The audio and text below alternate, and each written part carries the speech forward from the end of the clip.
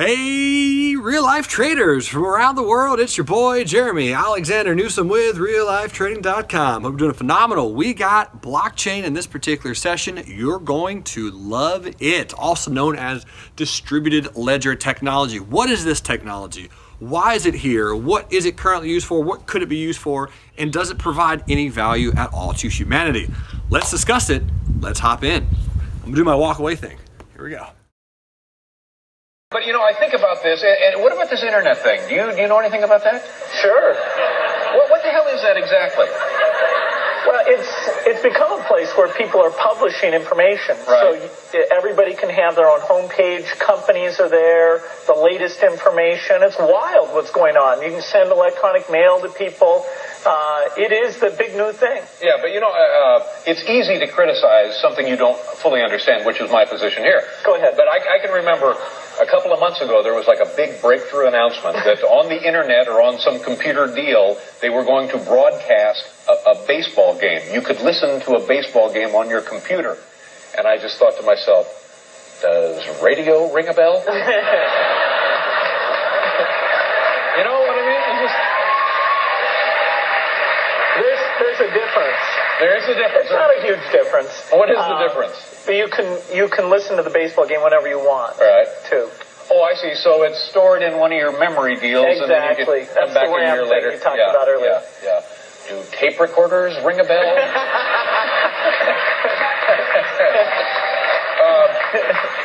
I just don't know. What can you, just knowing me the little you know me now, what am I missing here? What do I need? Well, if you want to learn about the latest cigars or auto racing statistics. Well, you know, I've got that covered. I subscribe to 2 British magazines devoted entirely to motorsports, and I call the Quaker State Speed Line about 2 times a half hour. So now, would the computer give me more than I'm getting that way? Or you could find other people who have the same unusual interests you do. I wasn't prepared to translate that as I was doing that little tease. Oh, that's that little mark with the A and then the ring around it. At. See, that's what I said. Mm-hmm. Katie said she thought it was about. Yeah. Oh. But I'd never heard it. Around. I'd never heard it said. I'd always seen the mark, but never heard it said. And then it sounded stupid when I said it. Violence at NBC. I heard around big fight up in the lunchroom the other week. There it is. Violence at NBC. GE.com. I mean. Well, Allison should know. What is internet anyway? Internet is that Massive computer network. Mm-hmm. The one that's becoming really big now. What do you mean? That's big. How does one? What do you write to it like mail? No, a lot of people use it and communicate. I guess they can communicate with NBC writers and producers. Allison, can you explain what internet is? No, she can't say anything in 10 seconds or less. Oh, Allison will be in the studio shortly. What does it mean? It's a giant computer network made up of started from. Oh, I thought you were going to tell us what this was. It's like a computer billboard. It's not in it. It's a computer billboard, but it's nationwide, and it's several universities and everything all joined together. Right. And others can access it. And it's getting bigger and bigger all the time. It came in really handy during the quake. A lot of people, that's how they were communicating out to tell family and loved ones they were okay because all the phone lines were down. I was telling Katie, and I've been talking. But you don't need that. You don't need a phone line to operate internet. No. Live from Music City, this is your motivational, sensational, inspirational, educational, keenly awaited, highly anticipated edition of the cryptocurrency program in real life, class number 2. What is the blockchain? Ladies and gentlemen from around the world, I know you can hear me in that webinar. Let's throw in some ones and get the love going. So we had 2 quick clips. Just to give you in some oversight, these are pretty popular clips actually when describing Bitcoin and blockchain for a way. But we can see here, this is the ABC host, or ABC Good Morning America, or one of those things, where they're describing what is the internet. Now, I don't want to age myself, but I was born in '88, so I'm going to be 30 this year. Which means when I was a kid, I kind of grew up with internet, and I just thought that dial-up was kind of the way it worked, and I didn't really get to see the transformation. But type in a 7 if you remember seeing that transformation happen, where people are like, I don't understand what the internet is.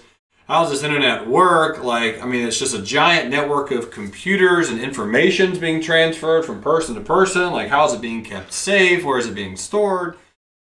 And that is really kind of what we're experiencing today.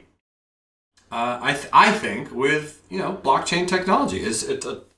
Now that the internet is so commonplace, right? You go on to a website and you pull it up and you get access to information, and this information is being stored remotely on servers, on data that we've never used. I mean, internet's not something that you can touch and hold, right? And so it's a pretty fascinating event, and that's why we're discussing what is the blockchain in this particular presentation. Because in the first class we talked about what is Bitcoin.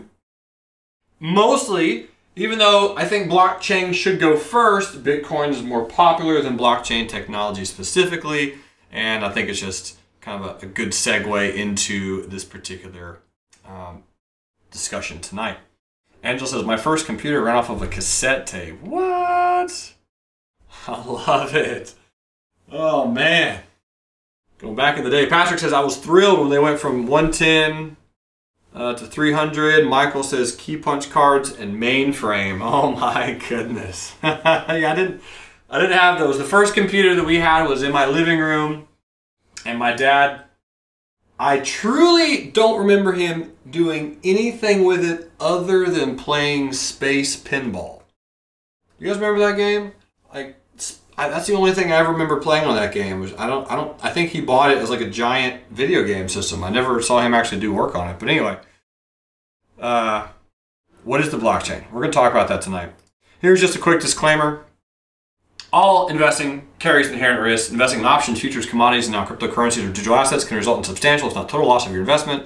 If you're unaware of how to protect your investments, learn. Please seek advice from a professional. I will say up front, out the gate, it is very hard to be a professional in this space. This space is brand new. I'm going to continue to do my absolute best and strive to learn as much as I can. But if I say anything absolutely intrinsically wrong tonight, please someone let me know. If it's just an opinion, that's fine. But if it's just blatantly incorrect, keep me posted. I'm always happy to learn, and I would never claim to know everything about anything. I'm very well read on the subject. I'm not going to say that I don't know what I'm talking about, but if someone here knows more than me, that's fantastic. I actually hope that is the case, and I'm sure it is. With this amount of people in one room at one time right now, there's bound to be many people who know a lot more about something than I do, and that's exactly what I want. So we're going to talk about what is the point of cryptocurrencies. That is a phenomenal question. What is the point of these things? Jose says, you're the best trader, ... Right, exactly. So I'm good at trading, but, you know, if I get something wrong, just let me know. It's all right. I'm humble. You fill me in. If I'm just dead wrong, keep me posted. I can live with that. Not a problem. So what's the point of cryptocurrencies? So let's talk about what is blockchain. A blockchain is a continuously growing list of records called blocks, which are linked and secured using something called cryptography. So cryptography is a very interesting study that's been around for a while. This is not new. I don't know anyone personally who is a professional in cryptography, but I will be interviewing someone in the future regarding cryptography because it's a phenomenal, very interesting, pretty deep computer science field regarding the security of, well, digital data. So, a blockchain facilitates secure and online transactions. So let's kind of stop here for a moment. That sounds a lot like, very similar to what we have now. So for example, if you have PayPal, right? PayPal facilitates secure online transactions. A website secures and facilitates secure online transactions. A bank can do that using the internet, the implementation of the internet. So without the internet, there is no blockchain. And without electricity, there is no internet. So we all know who is the real king here. Without no sun, there's none of us. So we all know where we stand. But a blockchain facilitates online transactions. Now here's where it gets interesting. So far, nothing new. This is the new part. It is a decentralized and distributed digital ledger that is used to record transactions across many computers so that the record cannot be altered retroactively without the alteration of all subsequent blocks and the collusion of the network. Now this one is real big right here. We're going to talk about the collusion of the network in just a moment. That one's a big part of this. But if we're discussing this, you probably have an idea that this sounds a little bit kind of already like the internet, except the key term is also decentralized.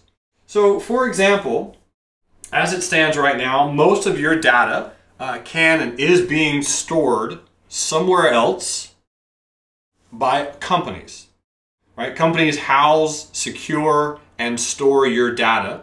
Even if it's cloud computing companies, wherever your data is, unless it's a hardware data and you're storing it yourself on a hard drive or your internal terabytes, there's a lot of data that you have that is being stored somewhere else. If you have a favorite page that you go to, if you have pictures that you uploaded something, other people have access to that. Other people technically own your information, right? It's supposed to be secure, but it's in a way not. It's pretty public. We've all heard the term, if you put something online, it's there forever, right?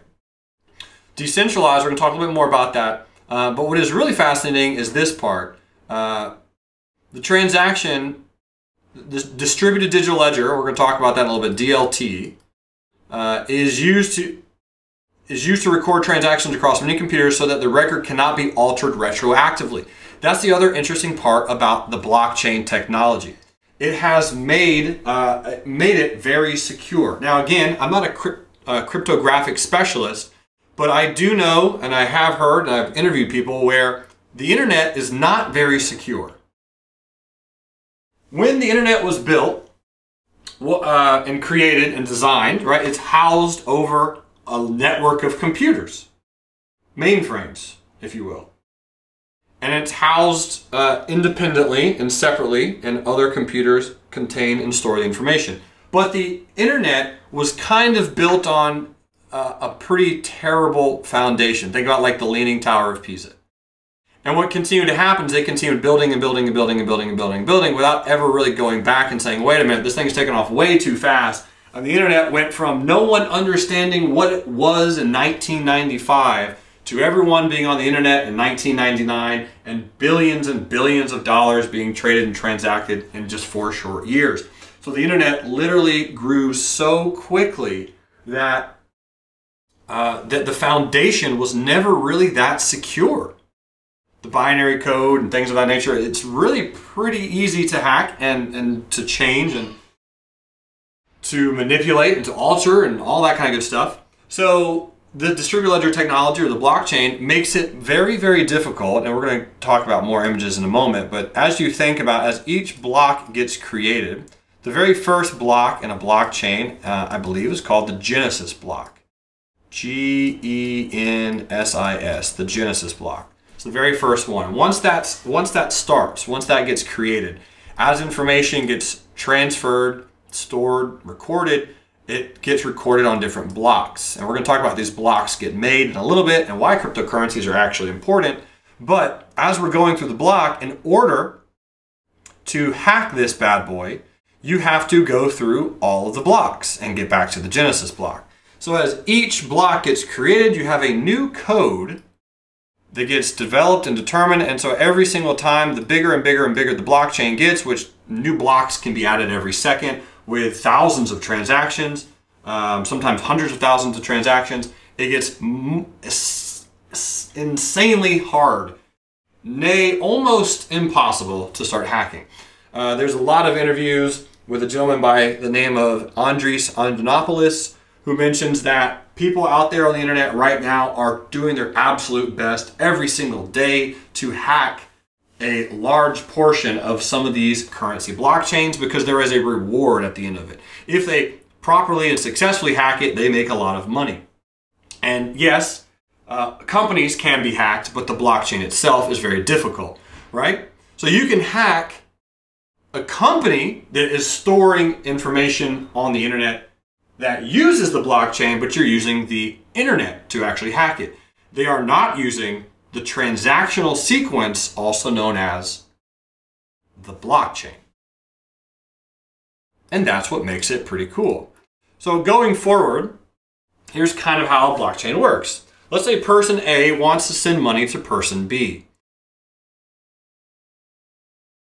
First step, you got that down. Number 2, the transaction takes the form of a block of code, and each transaction in that block is encrypted. The block is broadcasted across the entire network on the node, and those in the network check for certain parameters, and if met, the network approves the transaction as valid. Now this is important. We're going to get to this in a little bit. This is mostly referred to as mining. Okay, but pretty much the entire network has to create, and this is where the math comes in, and this is the value of the blockchain, but the network simultaneously, within seconds, determines and validates if person A actually has the thing that they want to send to person B, and vice versa. So in this case, I was using the term money, but it could be anything. It could be a real estate transaction, it could be office documents, it could be courtroom documents, it could be anything they want. Bob says, do banks use blockchain when you send electronic funds direct deposit? No, they do not. Not yet, at least. So, again, the term money, you can really input this for anything, but what the network is doing is verifying, ensuring, or making sure that the person A who is sending whatever they're sending to person B actually has it to be sent, and they're creating different algorithms. They're not creating algorithms, I'm sorry, they're solving algorithms. They're solving the formula to make sure that all the information the person A wants to send to person B actually exists.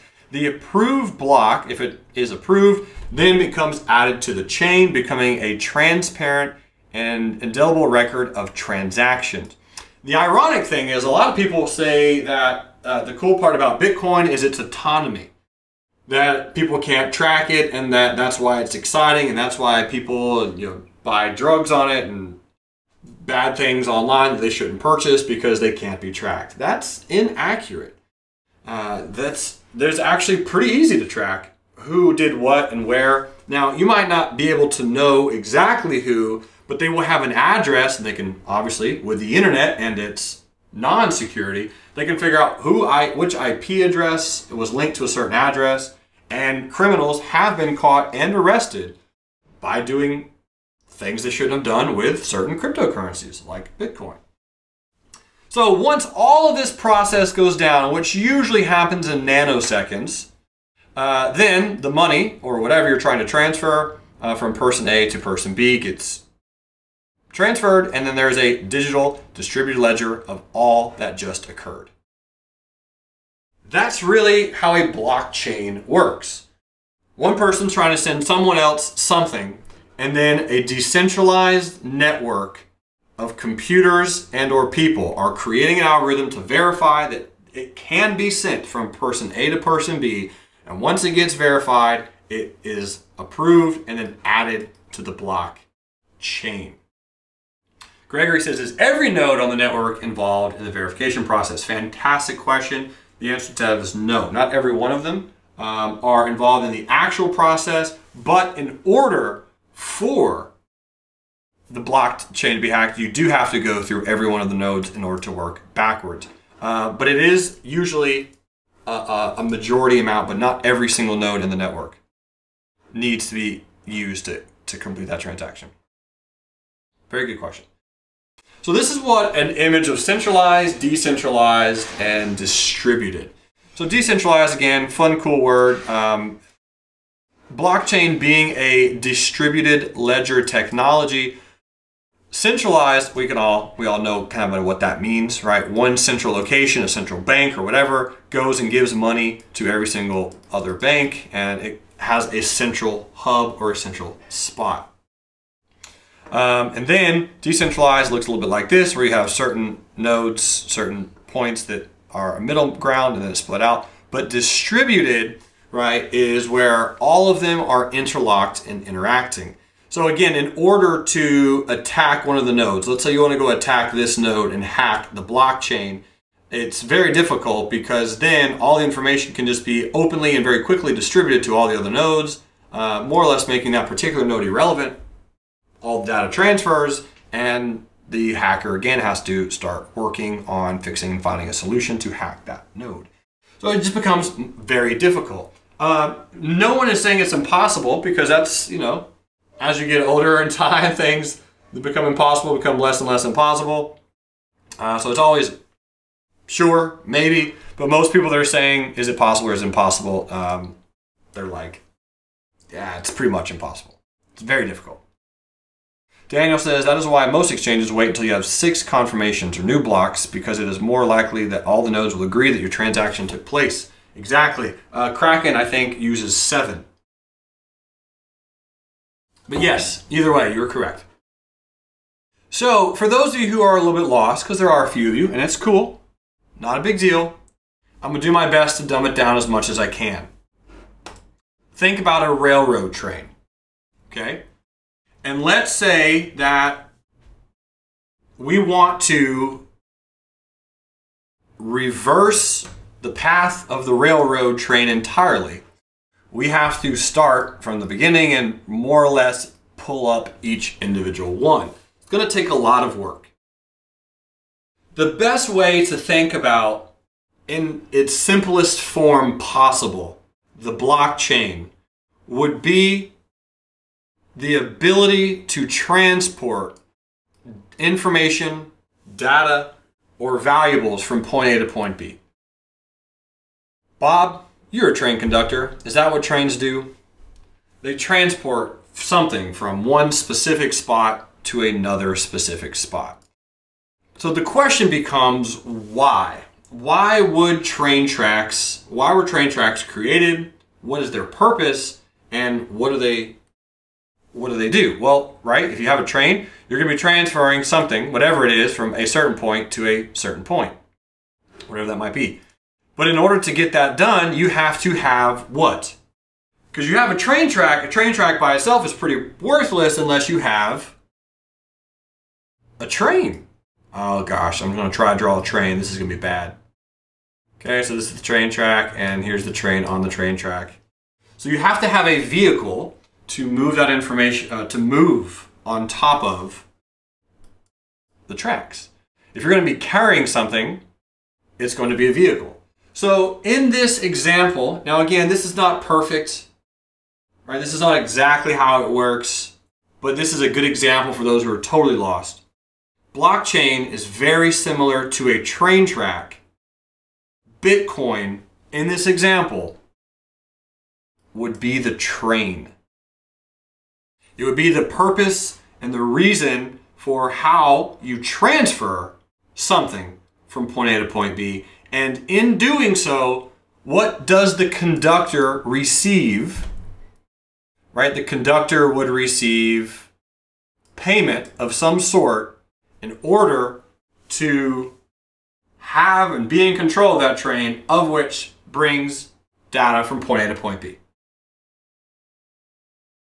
Vincent says, what qualifies a person or company to be a miner, which I believe verifies transaction? That is correct. We're going to talk about that. But the fantastic part is, that is the decentralization part of it, Vincent. The cool part is, this is capitalism 101.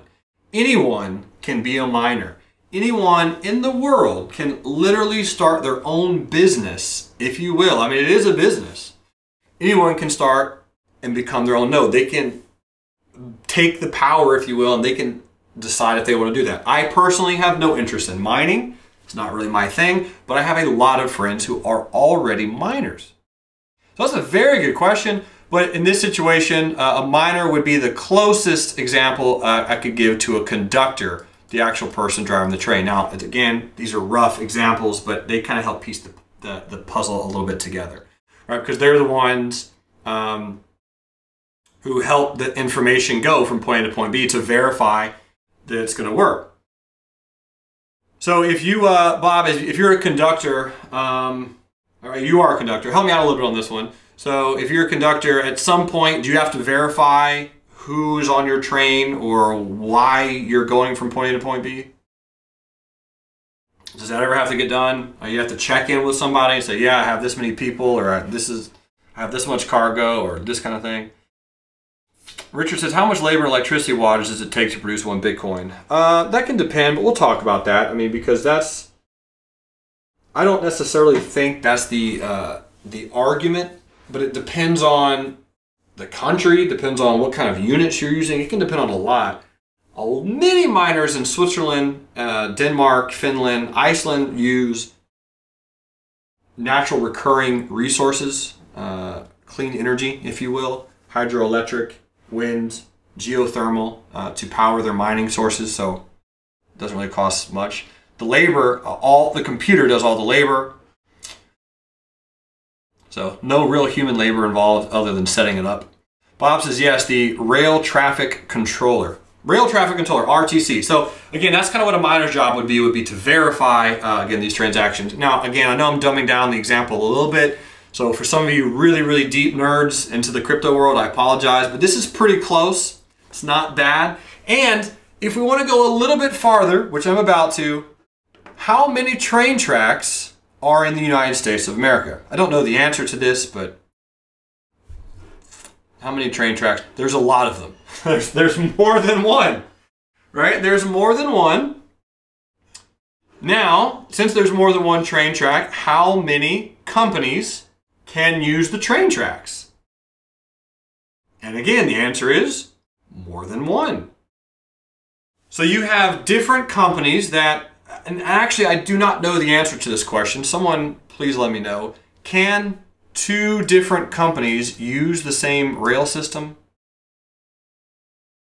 I would imagine that's the case, but I don't know for sure. So I'm just going to ask someone who knows more than I do. Bob says, as long as they are qualified on the territory. So in order to be qualified, Bob, they probably have to have certain type of material that they're moving. As I'm guessing you probably wouldn't use a passenger freight car to use on a certain rail, and you might use, freight where like steel and iron ore and things like that on a different rail, potentially. I'm guessing. Richard. So Richard's asking a question about mining. I understand the break-even point is about $10,000 in electricity costs in the USA. Is this the case? Honestly, Richard, I do not know the answer to that question. I'm pretty sure we could probably Google it towards the end of class. I don't know the exact US dollar amount in the US that it would cost to mine a Bitcoin, but I do not believe it's 10,000. I am fairly certain it's much lower than that, probably $1,200, $1,300. Bob says testing on operating rules and physical characteristics. Okay, makes sense. Christian, we're going to get that into a second because Christian says where do miners make their money? We're going to talk about that in just a bit, but that is literally cryptocurrencies that's what they are. That is what they are. All right, so this slide I got from my good buddy Zane. I don't know where exactly he got it, but I just stole it from him, and he probably took it from somewhere else on the internet. But this is very interesting to think about. So blockchain generation 1, and this is why people are really up in arms about blockchain technology, because this is the technology that will be transforming the landscape of our known future. There will be transactions using this, and it is in all facets of society. So the generation 1 blockchain or distributed ledger was kind of mostly for digital assets and currencies, led by Bitcoin. Bitcoin being the number 1, but it was really not the first. There were a few other digital assets, but it was just the first decentralized digital currency. Right? There were plenty of other digital currencies beforehand that just were not, they had a governance. They had a singular owner or a team of owners. Bitcoin was the only one, which is another reason why people value it highly. The other very interesting thing about Bitcoin is there will only be, I believe, is it 29 or 21? I have bad dyslexia sometimes. Either 29 or it's 21. Thank you, Ezra. 21 million Bitcoins that can be mined. It is a finite amount. It's a finite value.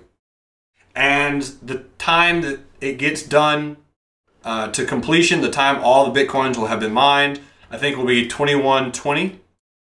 So it's already about 80% mined, and we have about another 100 years to go before we get the rest.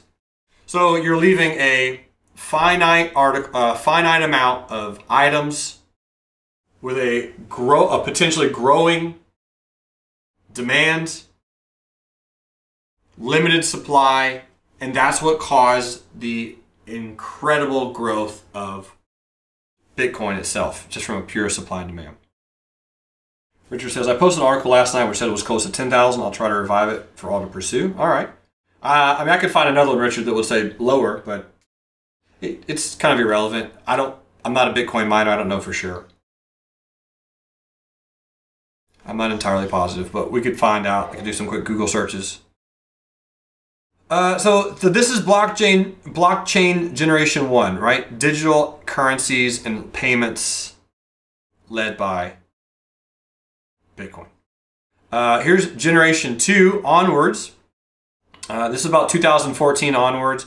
Things like smart contracts, smart property, smart documents, banking and payments, financial instrument certifications records. This is kind of happening approximately now.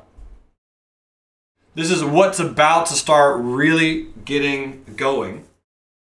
And blockchain generation 3, and there's probably some generation 4s as well, but this is going to be retail, healthcare, and life sciences, government. Imagine being able to log votes where the voting can be done at inside your house with a click of a button, and it's all verifiably secure.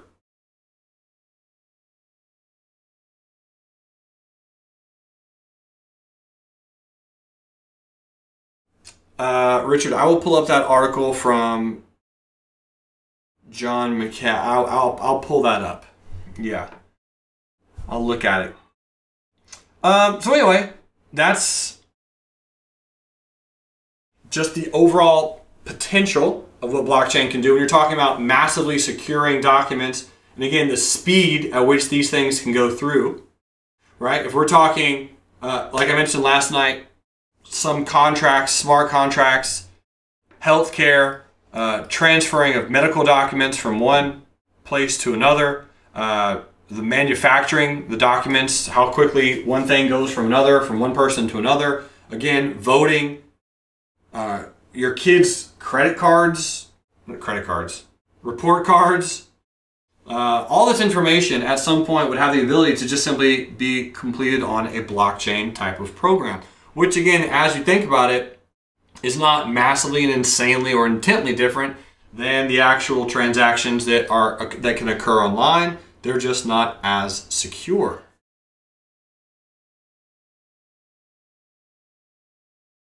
So, what is mining? Well, we're already talking about that a little bit. And again, this one is a fun debate topic, just my opinion. This is how it's going to be working. But mining is a intense process that computers comprising a cryptocurrency network complete to verify the transaction record, which is the blockchain, and they receive the digital coins, or they receive their payment as a return for completing the transaction. So miners are getting paid something to complete a transaction on whatever the blockchain is transacting. So miners, right, setting up their computers, which, okay, that makes sense, on a network which is decentralized, aka not owned by anybody. Okay, cool, that makes sense. Sounds like capitalism at its finest. All these miners are getting together and they create the computer software, or they don't create it, I'm sorry, but you have computer software and programs that are able to be installed, downloaded on your computer, and complete the transactions on the network for whatever blockchain you are working on completing the transactions for.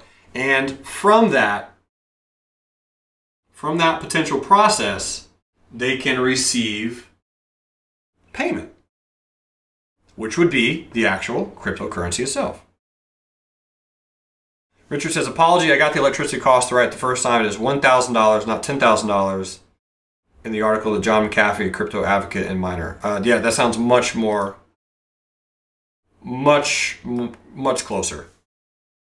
I was gonna be pulling up later, but yeah, that's totally fine. Again, Richard posted that in the here it is, the article. I'll post that in the videos below. Farrar says, who gives the payment? Very good question. So when the transaction is complete, that is the reward for transacting. That's the algorithm that they're working on determining. Once that transaction is completed, that entire process, you get the reward from the network created in the program of the Genesis block. So the actual blockchain itself, all of that is already created, coded, and determined. And that's why, and we're going to talk about this a little bit later, when you're looking at new coins or new blockchain technology companies, you can go through and actually read what is the code, what are they doing, and what value are they trying to solve. Because again, if I'm going back to the train track example, if companies are building a train track and they're like, oh, this is the new social media train track. It's like, what? Social media? What are you talking about? Right? Some of these, this is the new Long Island iced tea train track. It's like, I don't think we need a Long Island iced tea train track, actually. I think it's totally fine the way it is now. So when you're talking about train tracks, I mean, if you had a train track that just ran off the side of a cliff, you probably wouldn't put any train on that track.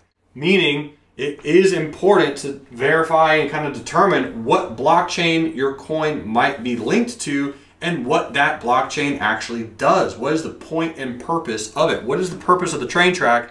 Where is it going? And what type of trains are on it? So here's a little bit kind of a picture of Ethereum mine in Iceland. I believe this is Genesis mining. And that's kind of what it looks like. So it's not like a miner with a pickaxe, you know, going in and hammering away for gold. This is me right here in the corner. You probably can't see. I'm just kidding. I'm not in the picture. I did not take this picture, no. I tried to find Genesis mining. This is not an easily found location because I was in Iceland, as you guys know, back in November.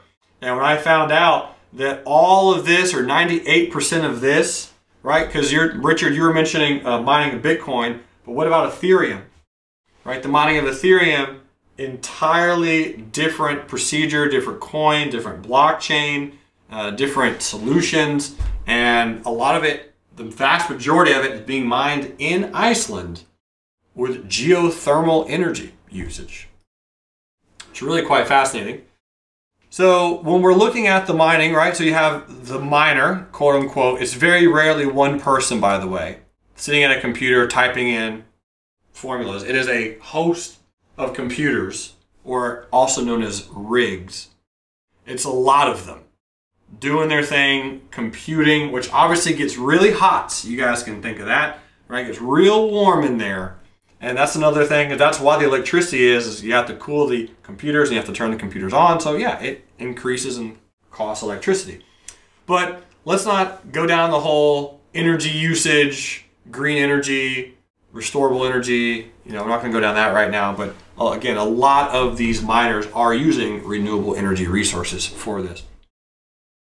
Daniel Wilson says, regarding the mining reward, each miner has a program that tries to create a block that includes pending transactions.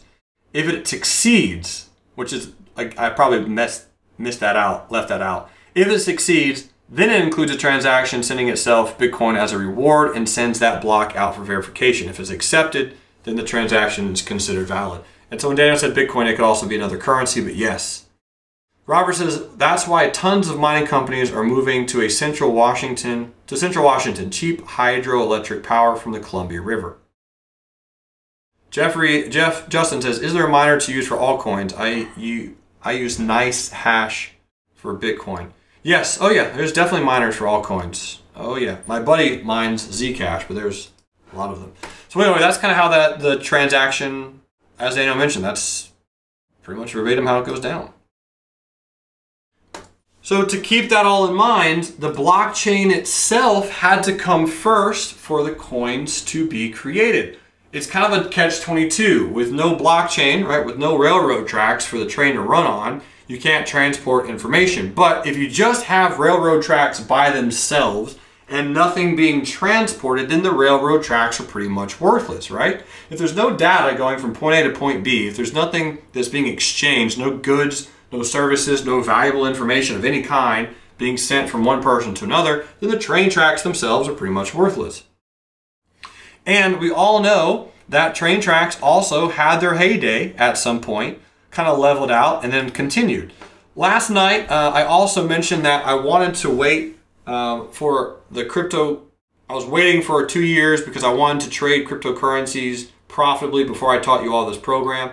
Another reason is because I understand, I'm gonna say bubbles in air quotes because I do not think that this is a bubble per se, right? Bubbles pop and then they evaporate.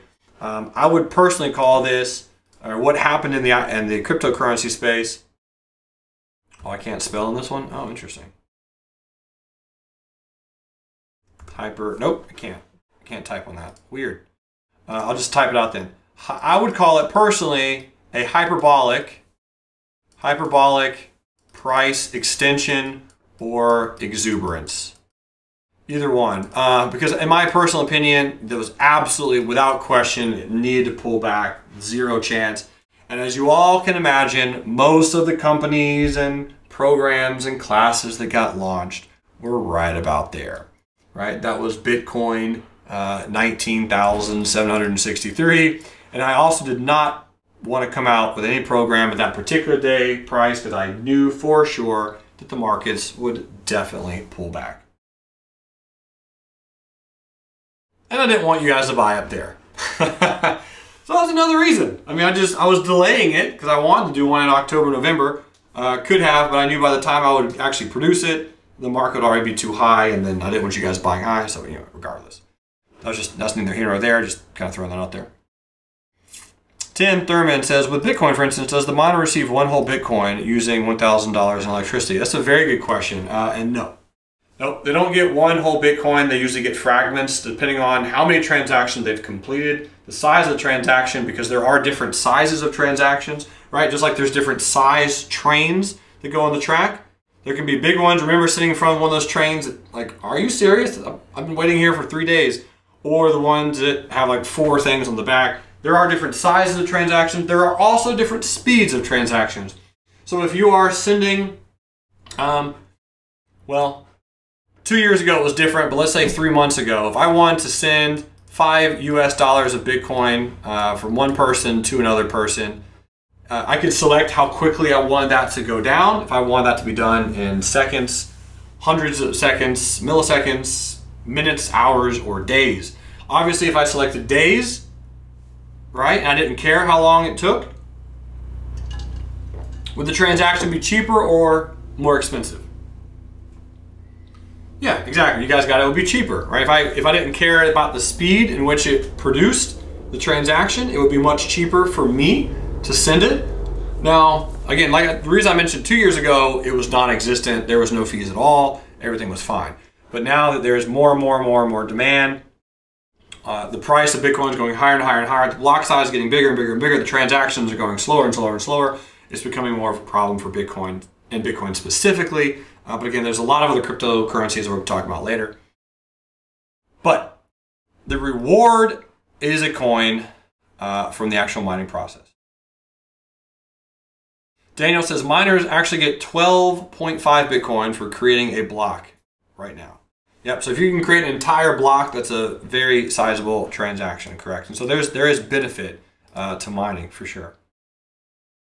Richard says on top of the 1000 is need a software protocol, which ain't cheap. It's not expensive. And super fast computer power, wearing out normal computers, and practice need banks of computers.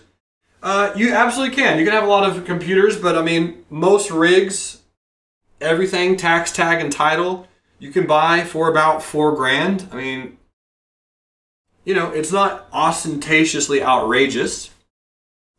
Again, it depends on what type of miner you're buying and who you're buying it from, but it runs about the $4 grand per rig. Which, if you're buying 100 of them, yeah, it's a little pricey. 40,000. But if you're, buying 1 or 2, How much are you really going to complete with that? Probably not that much, but very valid point. All right. So what is a fork?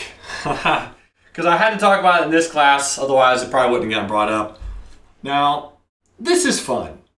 Forks are fun. I like forks. What is a fork? As it relates to blockchain technology, a digitalized distributed ledger, a hard fork a hard fork is a radical change to the protocol that makes previously invalid blocks transactions valid or vice versa, and such required all nodes or users to upgrade to the latest version of the protocol software. A lot of really big words in there, but this is kind of an idea of what a fork would look like. Richard says, can invest in syndicate mining, but laws of diminishing returns apply unless crypto tokens keep going up. Correct? Yep, that is correct. You can invest in cloud mining, cloud-based mining, which I don't necessarily advise. A lot of those are scams right now. A lot. Which is, I'm so glad that there's a lot of SEC regulation coming in, things like that. Tons and tons of scams going on. People getting just reamed out of their money, but that is within the industry. I mean, we're all stock traders.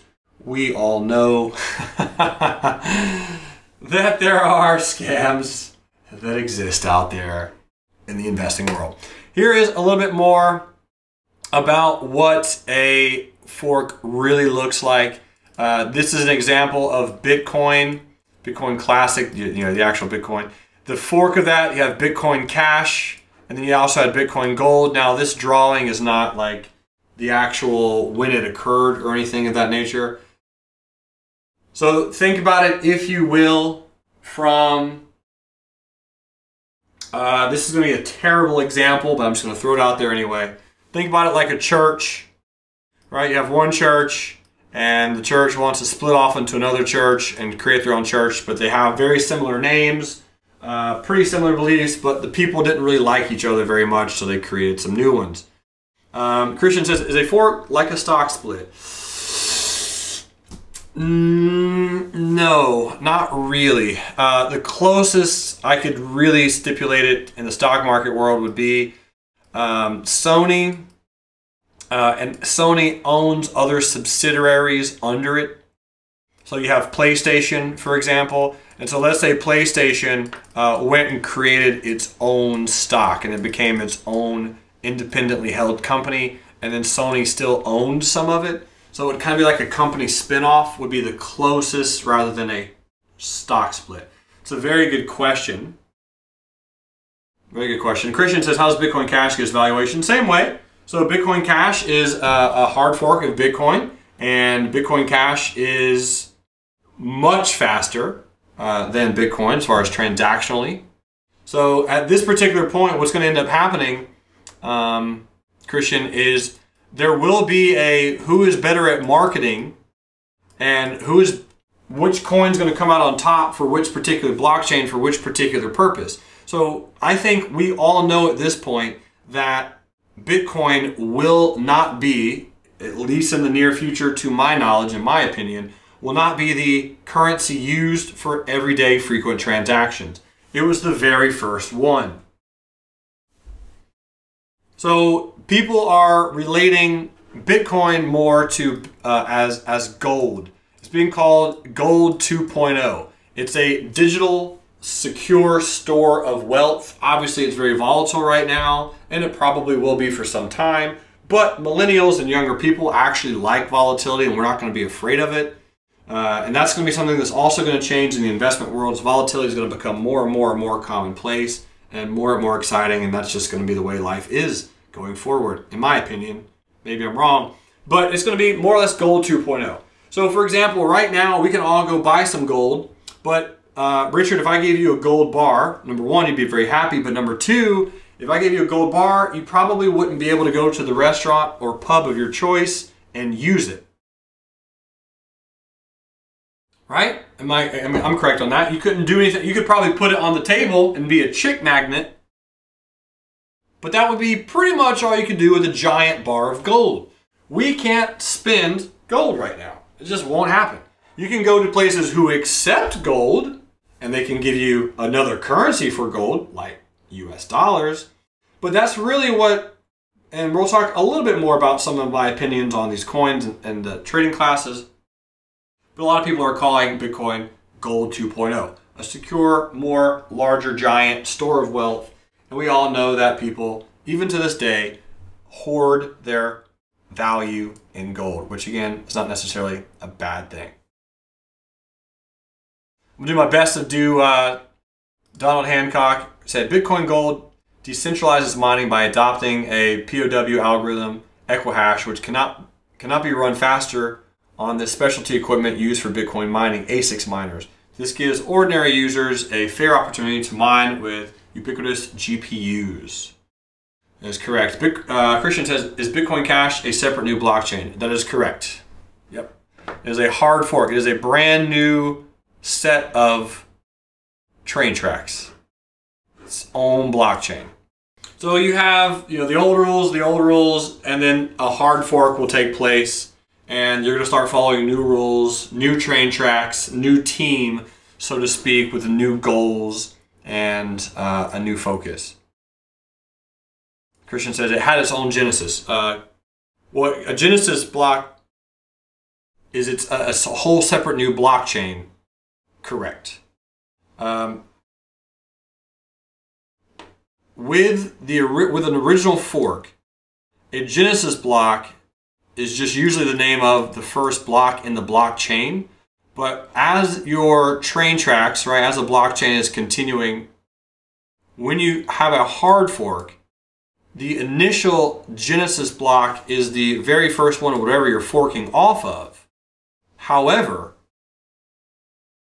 you could call this one, if you wanted to, I'm assuming you can call this one the genesis block of this particular chain, but this chain is still a hard fork of the original, which had its original genesis block. Richard says it could melt it to a jewelry maker, but could not spend it in one place. Most likely sell a 1 kilo bar of gold to the Bank of England with the correct documentation of sources, etc. for 250,000 pounds. Yep, absolutely. Absolutely. It would just take a little bit of work. You are correct. Robert says, who decided to fork Bitcoin if it's decentralized? So it's decentralized because it does not have any primary owners, but it does have, and again, that's a very good question, but it does have a team of programmers and developers who are still looking out for the best interests of what it's going to do and what's its purpose going forward and what it's going to happen with. So you still can have a team of people, because there were some people who worked on and created the original coding, but it's open source. Here's one of the best examples I can give you. Think about it this way. If I said, which one of these do you think would ever win?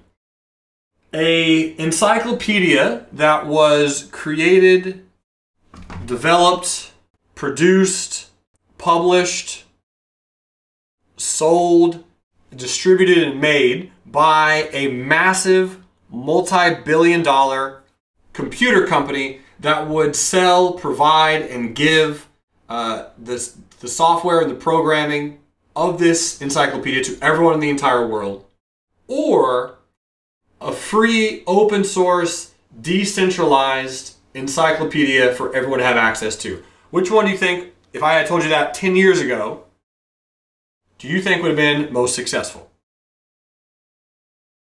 A lot of people would probably have said, oh, the one with massive backing, with massive financial backing, that has this giant network of people that already are in place, that are already established, that can sell it. But that is really the example of Wikipedia versus Microsoft Encarta. Wikipedia is open source, decentralized. It's there for everyone. Another awesome part about Bitcoin is it is open source. That's what is really phenomenal about this technology. Very similar, if you will, to Elon Musk and him providing open source to his documentations and plans and procedures and outlines of Tesla. It's open source. Just because it's open source doesn't mean it's going to be killed, but there can still be people, like in Wikipedia's example or an instance, who still have the ability to control its vision and its future outlook, what happens, where it goes, and what it does. It's a very good question, but Awesome stuff. Christian says, so the chain has no value, only the coin traveling on it. Again, not quite. Not quite, because you have to mesh both of them together. So once you lay a train track down, that train track does have some kind of value in of itself. And like I was saying earlier, it can depend on what goes on this train track regarding its value. So if you sent a train full of pig poo on a train track, that particular train and that track at the time probably wouldn't be worth that much money. Right? Someone's going to get paid to do that job, but it won't be a very beautiful one. Maybe Mike Rowe, dirty job, something like that. But again, if there is no train, then the track doesn't really serve that much of a purpose. If there is a train but no track, the train doesn't really serve that much of a purpose regardless of what it's being stored. James, get out of here. He says, I looked up Jeremy on Wikipedia. It says crushes everything. Not quite. Not quite. Amy says, why, when looking at new coins, is it important to check out the white paper and see if they have good people involved in the development before jumping in? People who have good proven track records. Very good question. So that is the overall arching question of which one of these might likely survive longer term. Who is building the code? And what is the code's purpose? So think about it again. If we're going to think about like train tracks, where is the train track going? What's going to be built on the train track? And what's its overall purpose and mission and goals going forward? So here's a good example. If I had a blockchain that was dedicated and devoted to the transferring and the logistics of organic bananas versus a blockchain that would be able to create a free, open source, decentralized, distributed ledger across the entire world that allowed any country, anywhere, at any time to vote on something and have all the records stored on a distributed ledger. Right? Which one would be more valuable? Probably not the banana. Right? So that's kind of why you're going to go down and you're going to try to figure out what's happening and what's going forward. Johnny says, like Linux to Windows and Android. Right, so Linux is also an open source software. No one singular person, again, if speaking out of turn here, programmers, let me know, but it is my knowledge that Linux is not owned by any one person. Is that correct? I don't think any one person is like, hey, I create Linux and this is mine and you should all pay me, aka Bill Gates. But Linux can be used by anyone, and it is one of the biggest platforms in the world, if I'm not mistaken. So think about, just because something doesn't have an owner, you still have programmers who are and can be in charge of Linux, to my knowledge. Right? You can still have Linux professionals and people who can have the ability to on what they build on top of Linux. Right? Talk about programming code, what you can build on top of this open source programming. So you build Windows off of it, right? You can build other programs off of it. It is the foundation on which things can be built. So just because it's open source doesn't necessarily make it bad. But what if Linux had the ability to, every time something was built on Linux, every time something was created on this particular platform, anytime that transaction needed to happen on top of it, it would be tradable. And it would have some type of value to someone because something was built on top of it. And that's kind of what makes all of this interesting and entertaining. So if we're talking about why would something fork, again, blockchains are filling up, transactions are becoming more pricey. That could be one of the reasons why Bitcoin did it, so that it can create a new standard for itself. Also, you can have disagreements between communities and parties in which a direction a coin should head, right? What is the purpose of this coin? What is the point of it? What is it going to be facilitating as? What are the miners on the blockchain going to be doing? What is the blockchain for? What is its purpose? And what are its goals? And again, we'll talk probably a little bit more nitty-gritty on each coin as we get into the actual trading elements of it, because the value of these coins do depend on what it does, at least in my opinion, right? There are things called crap coins out there where you have no idea what in the world they're doing. But to give you guys, and again, I'm not saying that this is the absolute coin. There's a lot of issues with it right now, but let our brains go down this road for a second. There's something called IOTA, Internet of Things. And the Internet of Things was kind of brought to my attention the very first time, kind of comically, from a TV show called Silicon Valley on HBO. Don't know if you guys ever watched that show, but it's hilarious. And this was the first time the Internet of Things was brought to my attention regarding an open network of things, an open network of nodes, if you will. And so let's say in that particular show, they propose a theory, which is no longer a theory at this point, that if you had everyone's, in the ability for everyone to be on a grid that was an open source grid, a distributed ledger, where you could have data being simultaneously stored and jumping back and forth through all of the computers on the world, and then when someone needed it, they could just go tap into that information, get the information off of the distributed ledger, and then go back and use it. The Internet of Things, however, is, well, let's say you wake up in the morning, you click a button, and that button starts the toaster, that button, heats up, starts the coffee, defrosts the car outside, finds your slippers for you, whatever it might be. But all of that is going to be hosted on the internet, the Alexas of the world, right? And this internet, this particular blockchain is going to want to keep your information secure somehow, because right now, on the internet, it's not really that secure. So if you have an Internet of Things where one thing is talking to another thing almost in an artificial intelligence state, that particular blockchain would have a use, and therefore, if the blockchain is going to have a use, and you got a particular coin that facilitated people using that blockchain and facilitated people implementing its overall objective, then that value attached to the transactional methodologies of the blockchain could therefore be traded. Now, IOTA is a coin, and it is tradable, and people have made some money off of it, and that's going to be a good chance we're going to be able to make some money off of it in the future. Is this going to be the absolute one? Probably not. I don't think so. But, maybe. Maybe. Already big night. I'm liking it. This is fun. Some great chatter. I'm learning a lot from your guys' chats, by the way. So thank you.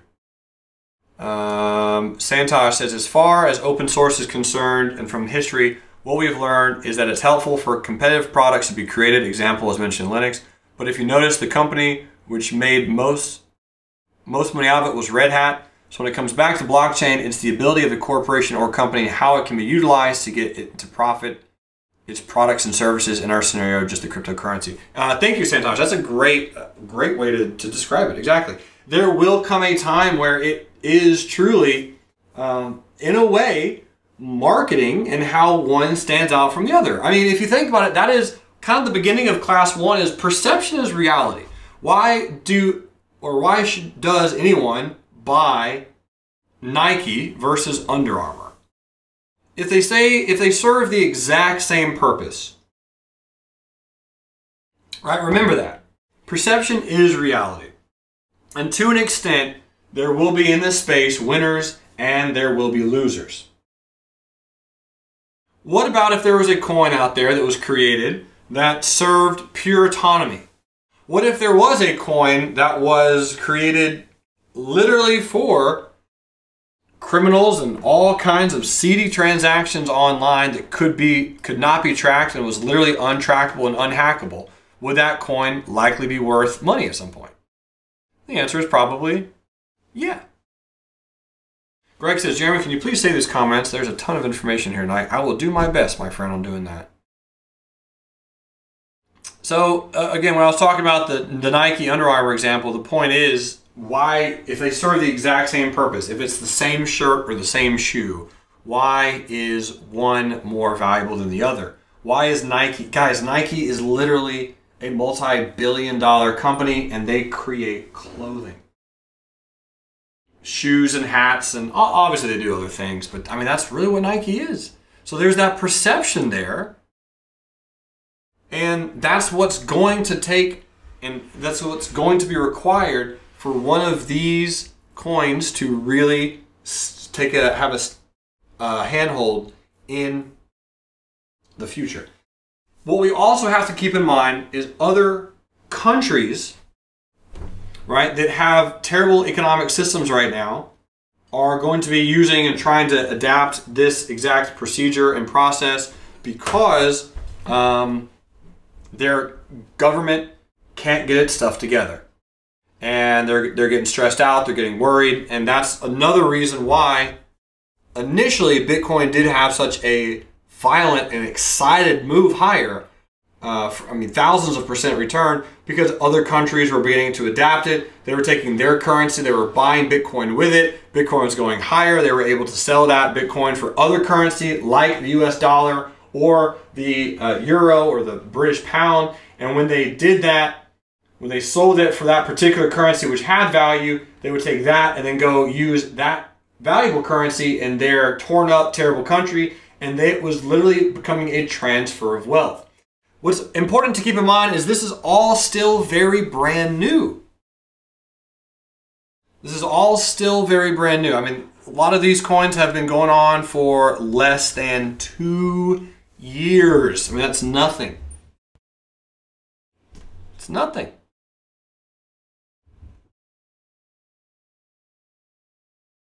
Justin says, so you have explained that cryptos are open source, but is that necessarily better? Is Linux better than Apple? Is this system really better than what's in place? Can we definitely say this is the case yet? Very valid question. So the open source, you are correct, does not necessarily make it better. I don't propose that this is going to be better than banking or the system that we have now. But what I can say, or I can at least surmise, would be that there are people, as we get farther and farther into the future, that will trust government-issued protocols less and less and less. And the more that we can give the power to the people to an extent, then at some point, yes, the greater that this becomes. If the world wants truly borderless, boundless economies and quote-unquote world peace, then if you could have one global economy, one global currency, and for it to be owned by no one, that would be kind of what would require. Is that ever going to happen? No. I don't think so. I don't think that's ever going to happen. But again, I'm not saying it's necessarily one's better than the other initially, but it can become more efficient. It can become more secure, and it already is becoming more secure, and that is what makes it a little bit better. It's not that the value of this lies in its open source. The value in all of this lies in the blockchain technology, and that's the important takeaway. Again, without blockchain, none of this is even feasible or relevant. The other instance and situation in that case would be the blockchain and the distributed ledger technology would simply be an absolutely more efficient method for the transferring of data than we have now, because a lot of data, if you transfer any very secure things online, as we know, is very unsafe. And this could be a way for the new foundation of the quote-unquote internet to be laden with more secure transfer protocols in place. Just kind of my overall thoughts on that. Christian says, do you think the U.S. government will regulate this market? Absolutely, and I hope so. I'm actually, I am a huge advocate for regulation. I don't think that this should be unregulated because it's already decentralized, and the regulation of the market would be, in a sense, protecting investors, and that is my utmost concern. I want to protect traders and investors in this market rather than have them get taken to the woodshed and lose a lot of money because they trust the wrong person, they trust the wrong site, they trust the wrong coin, whatever. I'm all for regulation. The cool part about it is, if we're thinking about it from a pure trader's perspective, and we're really going to start talking more about that next class and next class after that, is I am simply making an argument that this is likely just a brand new tradable market that you can take advantage of. It has a lot of the benefits of Forex. It has a lot of the benefits of stocks. And for a while, it'll probably have a lot of benefits of options. Now, when I say options, I'm referring to volatility, baby. I'm referring to volatility. Exactly. So options, as you all know, are volatile. If you are an option trader, you sneeze at 50% volatility. Whatever. Not going to be an issue. Imagine if, right now you have the Forex market. If you are not a Forex trader, there are all kinds of things you can do on foreign currencies. I think this has the opportunity and the potential to simply become a new market, very similar to the stock market, where you have coins and tokens that are traded, and you can have options, futures contracts, and other instruments of protection to trade these bad boys, and they could be mind-bogglingly profitable. If you had an option on some of these coins, if the stock itself moved, the coin itself moved 500% in 2.5 weeks, imagine what the option does, right? So potentially that's a brand new market. I say potentially it's a brand new market. I'm saying potentially, when the options get involved, we'll see how that changes the game, because I do think that's a possibility. But I'm all for regulation, I guess, to answer your question. Jesse says, holy Moses. I'm telling you, it's a possibility. Christian says, does this new currency threaten the Federal Reserve banks? Phenomenal question. For a long time, the answer will be no. For a very long time, I think that answer will be no. I do not think this will threaten the central banks, the Federal Reserve. I don't think that they are concerned about this currency. The challenge is, and what literally happened was, it got so big so quickly that at this point they have to take it into consideration, and they have to figure out what's going to happen. Because, as I was mentioning in last class, I truly think that paper money will absolutely be dead in our lifetime. In my lifetime, at least. Paper currency will be a thing of the past. You can still get it if you want it, but it's going to cost you money. So when you have everything digital, and you have all of it digitally backed on an insecure, unstable foundation, that's going to lead to problems. Because I'm not a hacker, so if anyone wants to step up and take the wheel for a little bit, I'm not a programmer. I don't have any computer science information. I have a lot of friends who know some things, but I'm not very literate in that world. But I would argue to say that the internet, if you know what you're doing, is incredibly unsecure. Massively unsecure. I know a guy who can hack into any Wi-Fi at any point in time, whenever he has the will or wishes, and can see on your computer what you're doing at any time. That is crazy. So, the internet, again, is a phenomenal thing. I think the blockchain and this whole process will actually strengthen it. And it will begin to evolve over time into something that we don't really know. I'll put it to you this way. if you want to scratch your head a little bit, imagine cryptocurrencies right now being email of the internet. When the internet first came out, email was pretty much the basis of how far you went down. You could send a message from one computer network to another computer network, and that was kind of the beginning of the basics, right? You can send data from point A to point B. Or if you want to go even deeper, think about the photocopier, right? The photocopier or the fax machine, even better, the fax machine. Let's pretend right now that we are in the fax machine part of the crypto space. What is the Twitter or what is the iPhone 10 of the cryptocurrency space 10 years from now? What does that look like? I wish I could tell you. I don't know. I'm not entirely sure. But what I can say is technology is always improving, and it's going to exponentially improve and increase, and it's going to continue to get just parabolic, and it's going to continue to grow. And that's where you have the doom and gloom people that, you know, they're always saying, hey, maybe all of this just comes crashing down and we go back to sticks and stones. It's kind of up to you that you kind of get to determine how that works.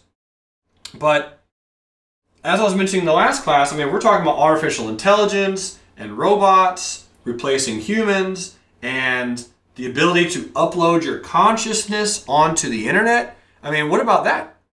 Think about that. Uploading your consciousness onto the internet so someone else can explore in virtual reality what you have thought and what your life is like. If you guys don't think that's where we're going, I mean, that is absolutely going to be a thing. People are making millions of dollars a year right now on YouTube making video blogs simply about their day. It can be a makeup blog, it can be a travel blog, it can be a fitness blog. They are getting paid millions a year. It could be a food blog, heck, it could be a trading blog. People are making money just because they create content and they're putting information out there. Imagine 10, 20, 30 years from now when you are able to upload your stream of thought, your stream of consciousness, and someone else can download that into their brains, potentially. They can download your own stream of thought and they can live as you for a certain time period for a certain amount of money. Some very Black Mirror stuff, I know, but all I'm getting at is there is a lot of potential, there's a lot of growth that we don't know about yet, there's a lot of things that could happen. I think it's just an exciting event, and if you have children or grandchildren, this will be their market that they care the most about. Stocks will always be exciting, people will always make money in stocks, that's fine. But what if the stock market starts going on the blockchain and the transactions become more secure and quicker? And imagine having no more market makers and being able to pay fractions of a bid-ask spread, potentially. So you get instantaneously some of the best prices possible. So, I mean, you have to think about all the different spectrums of how this works. Right? They can't run the order without the blockchain, or exactly, they can't front load, they can't back load. I mean, there's the chances of illegal activity going down the tubes. Penny stocks become a massively hard issue. So what I'm going at is the chances that cryptocurrencies and digital assets, if you have a child or a younger human that you take care of, let's say they're 7 or something, in 10 years, they might not even know what paper money is. You're gonna show them a $2 bill. They're gonna go, wow, how incredible. I mean, they're only going to be using like the instant transactions right now, like PayPal and debit cards, and they're gonna have credits or implants or RFID chips into their arms. I could go down this road for a while. It's fun to think about, but what I'm most excited about is at least trying to figure out how we might be able to use our brains so that we can take advantage of some of this future potential, whatever that looks like. Again, a lot of people were really pumped when I mentioned that I made a lot of money trading cryptocurrencies the last 2 years. If you want to make a little bit of an extra dollar, now I will mention this so that we're all on the same page. The amount of US dollars I have actually pulled out of my crypto investments to reward myself is under 10,000 US dollars. That number is pretty small. when I fell on the train and I go, okay, because I have to reward myself, right? That's part of my plan. You got to reward yourself. You got to pay yourself, and you got to, you know, enjoy life and things like that. But I'm kind of on this train where I'm excited to see where it goes. And at this point, I've recouped all of my initial investments and then some, and then some more, and then some more. So I'm trying to determine at this point, I'm just going to hold for a while because I'm young, I'm 29, and I'm interested to see what happens.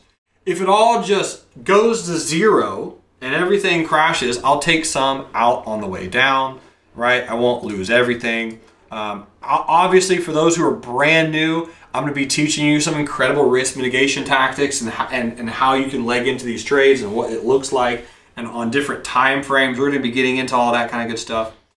But so that you all know, yes, even though I've made some US dollar money, I at least want to be upfront that I have not pulled out over 98% of my investments into this stuff and the currency that I currently have available, because I'm excited about the future possibilities and what it might do. If you want some really fun brainwaves to get created, what if in the future it doesn't matter that you get paid in dollars? What if in the future it doesn't matter how many dollars you have? If Bitcoin becomes a stronghold and a staple, what if you just have a lot of Bitcoins rather than dollars? Right? What if you have, let's say 20 years down the road, it's almost too unbearable to think about, but what if I say 5 years down the road, I have 98.631 Bitcoin, and each one of those Bitcoin is worth whatever it's worth, and I can loan out that Bitcoin to other people for a percentage, right? Let's call them the unbanked, people who are unable to get a bank account for whatever reason. So I loan them that Bitcoin so that they can use that for a transaction and they pay me back more Bitcoin on interest. So it's a possibility. Is it the theory that you could become your own bank, that this is a capitalist socialist society where you could have your own currency that more or less was created by the people that you can use, that you can lend out to other people so they can facilitate their own things, so that they can buy a house and that they pay you? Possibly. Possibly. Michael says, let's start a small loan, a Bitcoin business. I mean, hey dude, possible, right? Who knows? Who knows? No one knows for sure. If I had this exact same recording in 1996 about the internet, and I was talking about Apple and I was talking about Microsoft, but even better, I'll do you one better, Facebook. Guys, if I talked about Facebook in 1996, how insane would that be? If I said,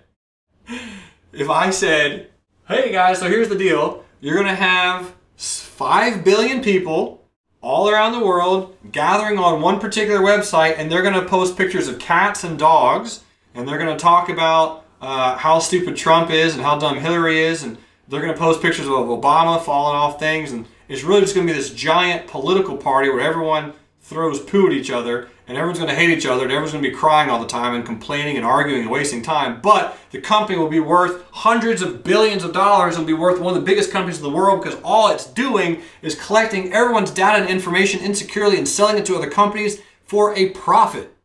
And you get a chance to invest in that. You all would think I was nuts if I talked about that in 1996. And it's fair. So who knows the future for sure? The best thing that we can do, now it doesn't matter what market we're talking about. It could be stocks, it could be cryptos, it could be futures, it could be Forex. There is someone smarter than you are. Go find people who are smarter than you, ask them questions, and learn. Because what I'm going to do is I'm going to end with one of my favorite quotes. I don't think I came up with it. Probably not. Someone said it somewhere else in the world some other time. Everything is stolen at some point, right? But most people want to grow their bank account.